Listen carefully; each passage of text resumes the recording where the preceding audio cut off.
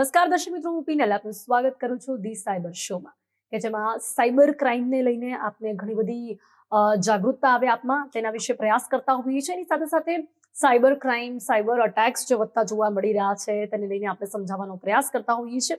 આજના સમયમાં કોમન અને સામાન્ય જેવી વસ્તુ ખૂબ જ વધી ગઈ છે, તેને લઈને સામાન્ય એવી કઈ ભૂલો થઈ જતી હોય છે જેના કારણે આપ મુશ્કેલીમાં મુકાઈ જાઓ છો. અને વાત જ્યારે સાયબર ક્રાઇમની હોય ત્યારે અવેરનેસ ના હોવાના લીધે ઘણી બધી વખત આપની સાથે જે કંઈ પણ બનાવ બન્યો હોય છે તેમાં આપને ન્યાય પણ નથી મળતો. તો એટલા જ માટે આ કાર્યક્રમમાં અલગ અલગ મુદ્દાઓ પર આપની સાથે વાત કરતા હોઈએ છીએ.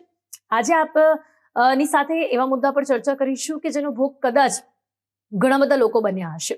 તમે જોતા હશો કે ઘણી વખત તમને એવા મેસેજીસ આવતા હોય છે જે ફેક મેસેજીસ હોય છે. ઘણી વખત તમે લોટરી જીતી ગયા છો એ પ્રકારના મેસેજીસ આવે છે. તો કેબીસીના મેસેજીસ તો બહુ જ કોમનલી બધામાં જોવા મળ્યા હતા. અને એવા fake messages, scam alert, lottery જીત, નોકરીની ઓફર કે પછી નકલી કેવાયસી કોલ્સ, આ તમે પેરેન્ટ્સ પાસેથી તમે બહુ જ સાંભળ્યું હશે કે લોકો તમને એવું કહેતા હશે કે એમને કેવાયસી માટે કોલ્સ આવ્યા હશે. તો આ બહુ જ સામાન્ય એવા કૌભાંડો છે કે જે ભારત દેશમાં વધતા જોવા મળી રહ્યા છે.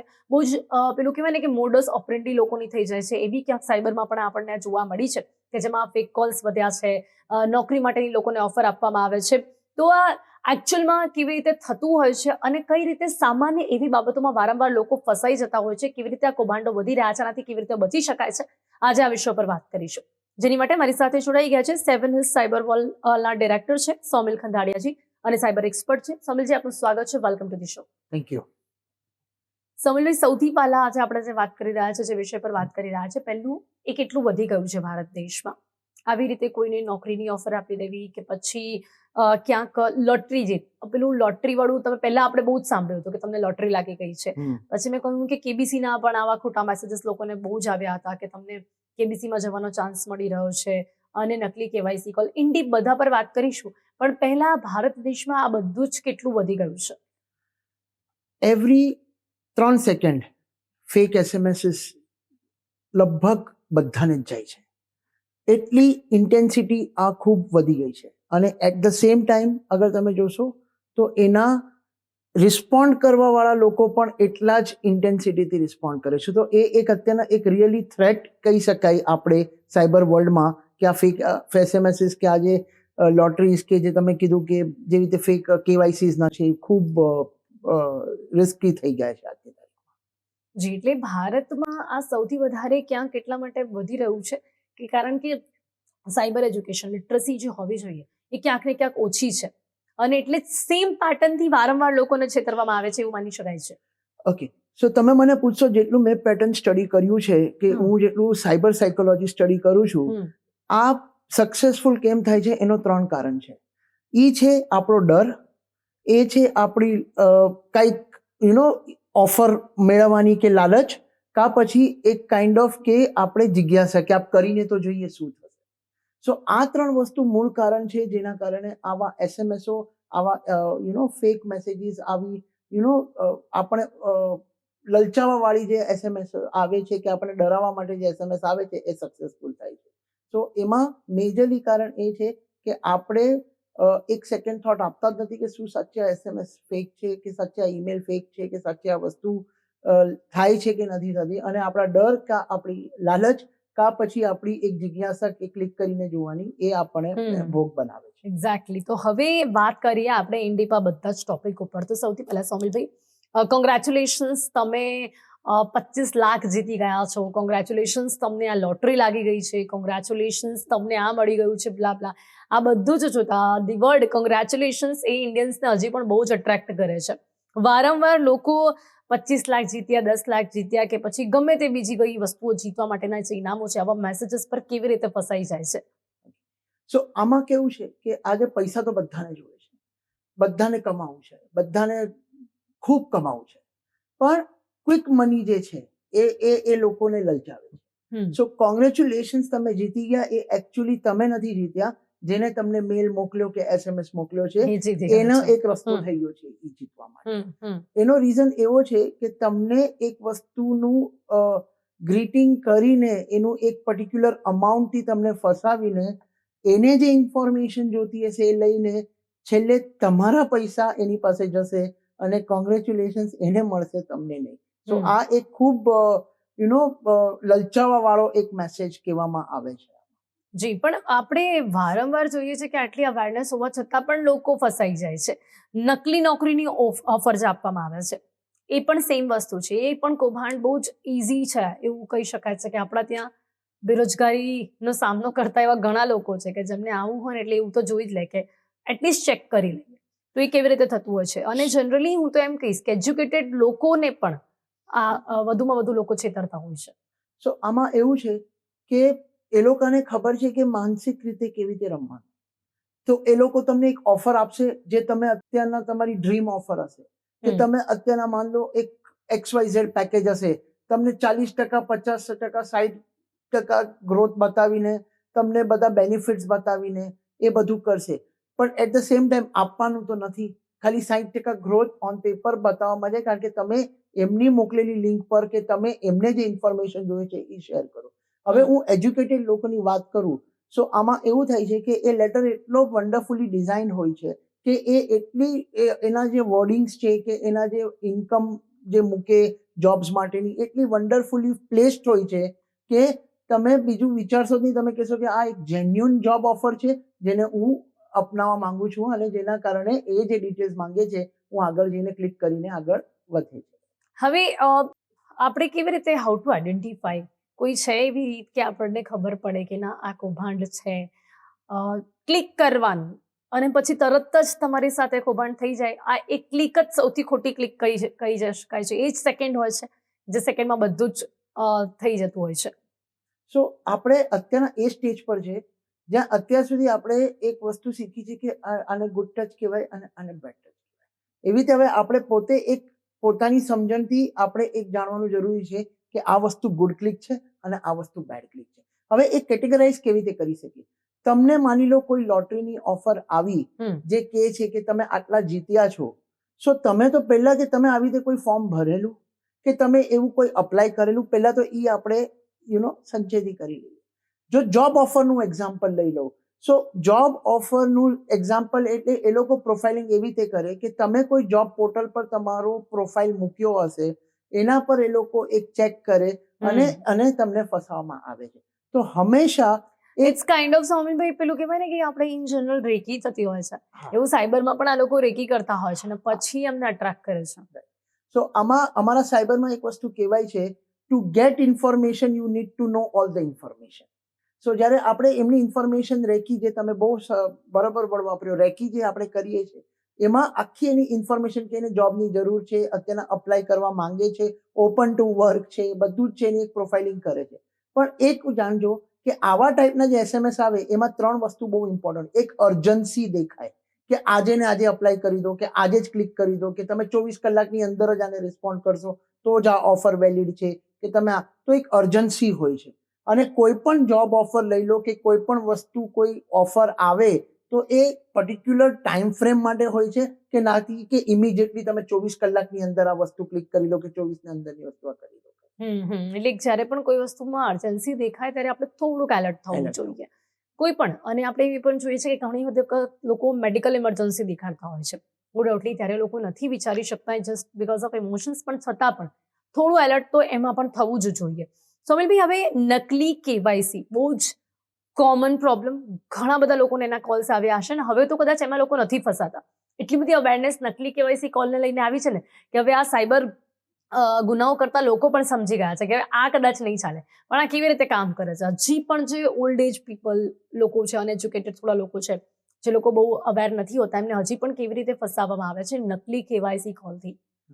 સો આમાં મેજરલી ટાર્ગેટ છે સિનિયર સિટીઝન્સ, જેમના પેન્શન અકાઉન્ટ્સ હોય છે, કે જેમના અકાઉન્ટ્સમાં ઓપરેટિવ પોતે બહુ લિમિટેડ ઓપરેટિવ કરે છે. હવે આ કેવાયસી એવી રીતે હોય છે કે કેવાયસી થી તમને SMS તો આવશે કે તમારું કેવાયસી અપડેટેડ નથી, પણ જો તમે SMS ને ધ્યાનથી જોશો તો ઘણી બધી વાર એવું થાય છે કે એ જે મેસેજ આવે છે એ એક ફોન નંબરથી આવે છે, ના કે એક પર્ટિક્યુલર રજિસ્ટર્ડ બેન્કિંગ ડોમેનથી આવે છે. સો એ રજિસ્ટર્ડ મોબાઈલથી તમે ક્લિક કરશો તો એ કેવાયસી કેવું છે કે તમે જેવું લિંક પર ક્લિક કરશો તમારા મોબાઈલમાં યા તો એક એપ્લિકેશન કરશે કે તમને તરત એક કોલ આવી જશે જે તમને કહેશે કે કોઈ રિમોટલી ડાઉનલોડ કરો અને એ પર્ટિક્યુલર એ તમને જેવી રીતે ગાઈડ કરશે તમે એવી રીતે કરતા જશો. સો નોર્મલી આના જે અત્યારના હું આઈ એબ્સોલ્યુટલી એગ્રી કે ઘણા બધા લોકો એનું અવેર થઈ ગયા છે, પણ એટ ધ સેમ ટાઈમ કેટલા લોકો આના હજી પણ આજની તારીખમાં પણ ભોગ બને છે. એનો રીઝન એવો છે કે આપણે કદી ક્રોસ ચેક કરવાની આદત રાખતા જ નથી ડિજિટલ મીડિયમમાં. સો બેંકે અગર કેવાયસી ડ્રોપ કર્યું તો એની એક સિસ્ટમેટિક પ્રોસેસ હોય છે જે તમને ઇન્ફોર્મ કરવામાં આવે છે, જે તમને લેટર મોકલવામાં આવે છે, તમને ઈમેલ મોકલવામાં આવે છે. તમે નજીકની તમારી બ્રાન્ચમાં જઈને કન્ફર્મ કરી શકો છો અને એના પછી તમે કોઈ એક્ટિવિટી કરો તો it is called as check and done it. Otherwise KYC ના તો SMS એવરી 3 સેકન્ડે લગભગ લાખો લોકોને જતા. તો આમાં તો એવું છે કે તમે કહ્યું કે તમે ચેક કરો એકચ્યુઅલી બેંકમાંથી આવ્યું છે કે નહીં, પણ આ લોકો તો બહુ જ સેમ SMS ત્યાંથી આવતા હોય છે. કોઈ મેલ હોય તો પણ તમને એવું જ લાગે કે આ બેંક નું પ્રોફેશનલ એકાઉન્ટ છે એમાંથી જ તમને મેલ આવ્યો છે. એટલે આ કઈ કઈ બાબતો આપણે કેવી રીતે ધ્યાનમાં રાખી શકીએ છીએ? SMS પણ જો બેંકનો લાગે, મેલ પણ એવું જ લાગે કે બહુ જ ઓથેન્ટિકેટેડ છે, કઈ રીતે તમે આમાં ધ્યાન રાખી શકો છો? આ લોકો ઓટીપી સ્કેમર્સ છે ઓટીપી જ કેમ માંગતા હોય છે? સો આમાં બે વસ્તુ છે. ઓટીપી માંગવાથી એમનો આગળનો અકાઉન્ટનો બધો રસ્તો ઓપન થઈ જાય અને ઓટીપી માંગવાથી એ લોકોના ટ્રાન્સફર જે છે એ સક્સેસફુલ કેરી ઓન થઈ જાય. હવે હું કહું કે એના માટે આપણે શું કરી શકીએ? સો એના માટે આપણે બે કાન નાખીને અને બે આંખ જોઈને આપણે એક SMS જોવા. એ SMS જોયા પછી આપણે કન્ફર્મ કરીએ છીએ કે જો એ SMS સાચે બેંકથી આવેલો છે કે કોઈ સ્કેમસ્ટરે મોકલ્યો છે. એ કેવી રીતે તમે જાણી શકશો? એ જાણવા માટે એક સિમ્પલ સ્ટ્રેટેજી છે કે તમે તમારા નેટ બેન્કિંગ જો તમે યુઝ કરતા હોય તો તમે કરી શકો છો. તમારા બ્રાન્ચ મેનેજરને, તમારા અકાઉન્ટ મેનેજર છે એને કોલ કરીને પૂછી શકો છો કે નિયરેસ્ટ બ્રાન્ચમાં જઈને તમે એકવાર રીકન્ફર્મ કરી શકો છો. આમાં પ્રોબ્લેમ શું થાય છે કે ઘણીવાર આપણે એ SMS પર એટલો વિશ્વાસ કરી લઈએ છીએ અને આપણે ક્લિક કરી દઈએ છીએ, પણ હાલાકી 1 મિનિટ આપણે વધારે આપીને જો બેંક સાથે રીકન્ફર્મ કરીએ કે નેટ બેન્કિંગ જઈને રીકન્ફર્મ કરીએ તો એ સ્કેમ થતા આપણે અટકાવી પણ શકશું અને બીજાને ગાઈડ પણ કરી શકશું. હવે આ લોકો જે સ્કેમ કરે છે એ લોકો આવું કેવી રીતે કરી લે છે સમીરભાઈ, કે સેમ એક્ઝેક્ટ એવા અકાઉન્ટ બનાવી લે છે, સેમ એક્ઝેક્ટ એવા તમને મેલ આવે, SMS આવે, એવું સેમ કોપી ટુ કોપી બેંકની એ એપ્લિકા કેવી રીતે બનાવી લેતા હોય છે આ હેકર્સ? સો આમાં ડેટા એ લોકો પાસે અલગ અલગ જગ્યાથી આવે છે. હવે હું એક્ઝામ્પલ આપું કે હું ઘણીવાર કોઈને મેં ઝેરોક્સ આપી દીધું કે કોઈને મેં કોઈ કશે ઝેરોક્સ કાઢવા ગયો કે આ કાઢવા ગયો તો ઘણીવાર એવું થાય છે કે આપણે એક પેપર ત્યાં ને ત્યાં ફેંકીને આવીએ. એ પેપરમાં આપણી બેંક ઇન્ફોર્મેશન હોય કે ગમે તે કોઈ પણ ઇન્ફોર્મેશન હોય એમ કરીને એ લોકો ડેટા ગેધર કરે. એ લોકો એક random third party app through કે થર્ડ પાર્ટી ટૂલ થ્રુ એ લોકો રેન્ડમ SMS મોકલાવે છે. એમાં કેવું છે 10 લોકોને SMS મોકલે, એમાં 2 જણે પણ ક્લિક થયા તો એ લોકોનું તો કામ થઈ જાય. હવે એ આ કેવી રીતે થાય છે કે જો એમાં 2 ઓપરેન્ડી છે. એક તો તમને વોટ્સઅપ પર APK ફાઇલ આવશે જે બેંકના નામની હશે, જ્યારે કે SBI કે યુનિયન બેંક કે કોઈ પણ નેશનલાઇઝ બેંક કે કોઈ પણ બેંકના નામની APK આવશે અને એ કહેશે કે જો તમારું આ KYC અપડેટેડ નથી કે તમારું મોબાઈલ એપ્લિકેશન ડાઉનલોડેડ નથી અને તમે APK પર ક્લિક કરો અને ઇન્સ્ટોલ કરો. તમે જેવું APK પર ક્લિક કરશો એમાં એવું થશે કે તમે એને એક્સેસ આપી રહ્યા છો. એના જે ટૂલ મોકલેલું છે કે એનું જે માલવેર કે એનું જે રિમોટ કંટ્રોલ ટૂલ છે એ તમે તમારા મોબાઈલમાં ઇન્સ્ટોલ કરી રહ્યા છો અને એના કારણે તમારા ટ્રાન્ઝેક્શન મોનિટર પણ થશે અને તમારી એક્ટિવિટી બધી મોનિટર પણ થશે અને તમારા પૈસા એ જ રીઝનના કારણે તમારા અકાઉન્ટમાંથી જવા મળશે. સો પહેલા તો વોટ્સઅપ પર કદી કોઈ બેંક કોઈ ટૂલ મોકલતું નથી અને આવી રીતે SMS થ્રુ કોઈ લિંક મોકલે છે તોય એ એક વેલિડેટ કરી છે, એક પ્રોપર લેટર ઇન્ફોર્મેશન પણ આપે છે અને તમને એક પોસ્ટ કમ્યુનિકેશન પણ આપે છે. આપણા ત્યાં કેટલા લોકોએ આવું કર્યું હશે સૌમિલભાઈ? કેટલા લોકોએ ઓટીપી આપી દીધા હશે? શું લાગે છે તમને? તમારી પાસે તો ઘણા બધા કેસીસ આવતા હશે અને એ પણ કેટલા એજ્યુકેટેડ લોકોએ આવું કરેલું છે. કોઈ એક્સપિરિયન્સ તમે શેર કરવા માંગો છો? સો આમાં એવું છે કે હું તો પોતે એક રિટાયર્ડ બેન્કરનું જ એક એક્સપિરિયન્સ શેર કરું છું. એ પોતે બેન્કિંગ ઇન્ડસ્ટ્રીમાં 30-35 વર્ષથી હતા, રિટાયર્ડ હતા, છતાંય એમનાથી આ મિસ્ટેક થવી એનો મતલબ સમજો કે સામેવાળા માનસિકતા કેવી રીતે રમે છે. Entire cyber crime is a mental game અને એક આપણે કેટલા બહુ સાયકોલોજીકલ કામ છે. સો અગર બેન્કર છે જે 30 વર્ષથી એ જ ડોમેનમાં કામ કરે છે અને છતાંય એ KYC ના APKમાં અગર સપડાઈ શકે તો એમાં એ મારા માટે નવાઈ નથી કે સિનિયર સિટીઝન જેને કોઈ નોલેજ જ નથી મોર ડિજિટલ વર્લ્ડનું સો એ તો ઇઝીલી થઈ શકે ને હું કહું કે હજી આજની તારીખમાં પણ અગર મને રેશિયો પૂછો તો 20-25% લોકો આ સ્કેમમાં ફસે. ઓકે, હજી પણ એવું થાય છે, પણ એજ્યુકેટેડ લોકો કરી રહ્યા છે. હવે કોમન એવા રેડ ફ્લેગ્સ કયા છે કે જેનાથી આપણે એલર્ટ રહેવાની જરૂરિયાત છે, જેનાથી આપણે થોડુંક રોકાઈ જવું જોઈએ? જેમ કે તમે એક વસ્તુ કહી કે ઇમરજન્સી દેખાય તો આપણે વિચારવું જોઈએ.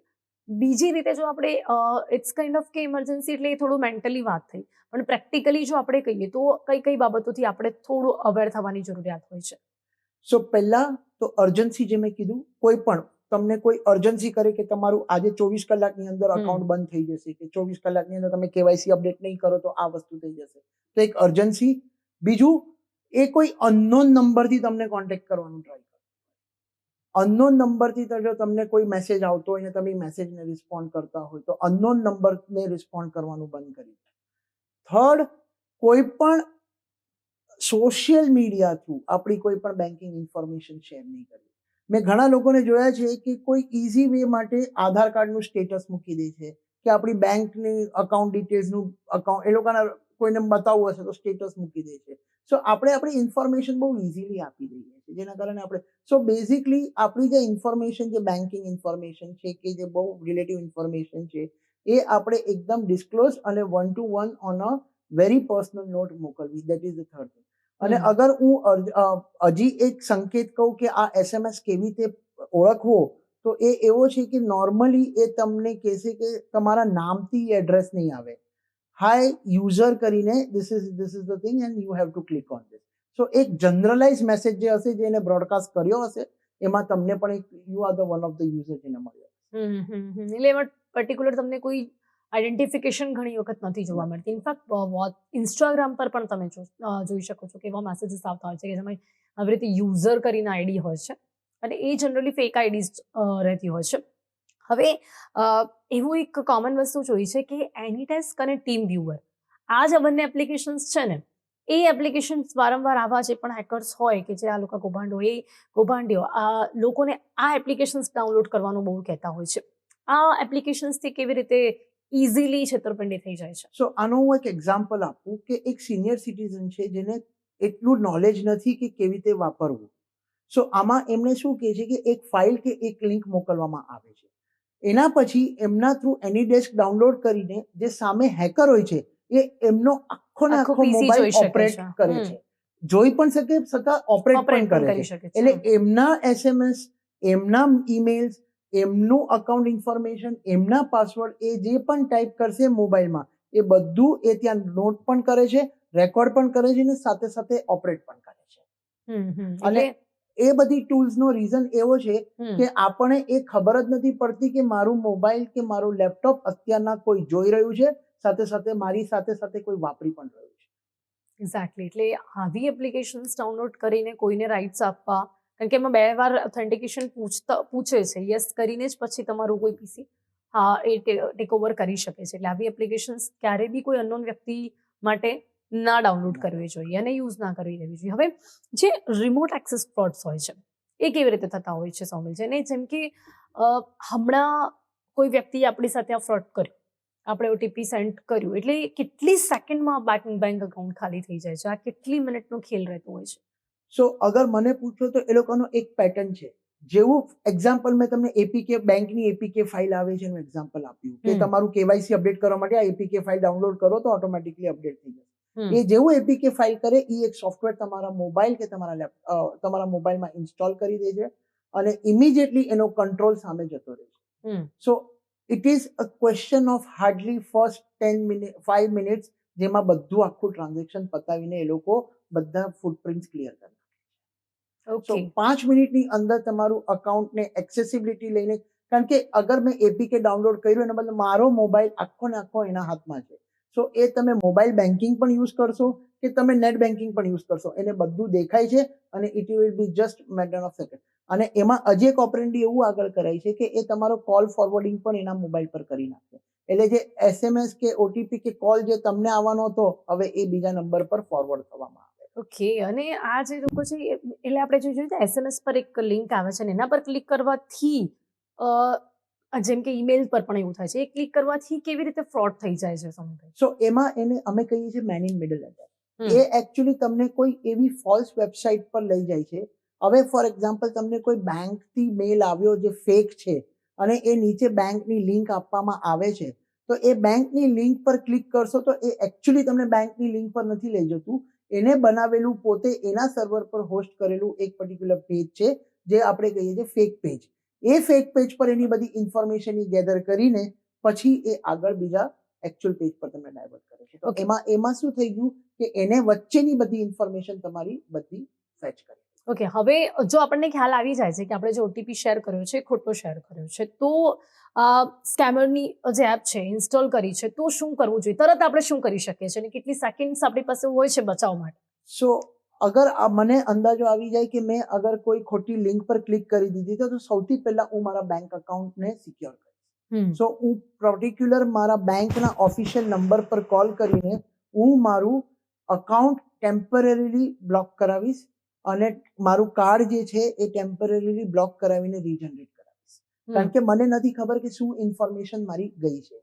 એના પછી હું મારું જોઈશ કે મારા મોબાઈલમાં કોઈ અનનોન એપ્લિકેશન મને દેખાઈ રહ્યું છે જે ઇન્સ્ટોલ થયું છે, તો એને પહેલા રિમૂવ કરીશ. અને સેફ સાઇડ પર હું તો હંમેશા એડવાઇસ કરું કે જો તમને કોઈ પણ ડાઉટ લાગે કે તમે ગલતીથી કોઈ ક્લિક કરી દીધી છે લિંક પર, તો હું એકવાર હંમેશા એડવાઇસ કરું કે તમારો મોબાઈલ એકવાર ફેક્ટરી રીસેટ કરીને ફરી વખતથી વાપરવા. જી, અને સોમિલભાઈ, જ્યારે નકલી નોકરી કે કેવાયસીની જે આ પ્રોસેસ હોય છે એમાં જે કંઈ પણ ડોક્યુમેન્ટ્સ આપણે આપતા હોય છે એનો કઈ રીતે દુરુપયોગ થાય છે? હવે એક્ઝામ્પલ નકલી નોકરીમાંનું અગર હું એક્ઝામ્પલ લઉં તો એ લોકો તમને એક લિંક પર લઈ જાય જ્યાં તમે તમારું આધાર કાર્ડ અપલોડ કરો, પેન કાર્ડ અપલોડ કરો, તમારી ડિટેલ્સ અપલોડ કરો, તમારી બેન્કિંગ ફોર સેલેરી પર્પઝ, અલગ અલગ જાતના અલગ અલગ સ્કેમ્સમાં અલગ અલગ ઇન્ફોર્મેશન ગેધર થાય છે. હવે આજે આપણે એક સાંભળ્યું હશે કે મારા નામે કોઈએ લોન લીધી, કે મારા ડોક્યુમેન્ટ્સ પર કશે લોન બોલાય છે, કે મારા ડોક્યુમેન્ટ્સ પર કોઈએ ફોનનું સિમ કાર્ડ લઈ લીધું, કે મારા ડોક્યુમેન્ટ્સના કારણે કોઈને એટલે નકલી ડોક્યુમેન્ટ બનાવી દીધું. સો આ બધું એવું છે કે એ લિંક પર તમે જે ડોક્યુમેન્ટ અપલોડ કર્યો છે એ ડોક્યુમેન્ટનું એક કોપી બનીને એનું એક પર્ટિક્યુલર નકલી ડોક્યુમેન્ટ પર તમારા નામ પર લોન પર લેવાશે અને તમારા નામ પર કોઈ બીજી એક્ટિવિટી પણ. જી જી જી, તો ઇન ધી એન્ડ આ તમામ ઇન્ડિયન્સને આ બાબતે સજાગ રહેવા માટે કઈ ટિપ્સ આપવા માંગશો?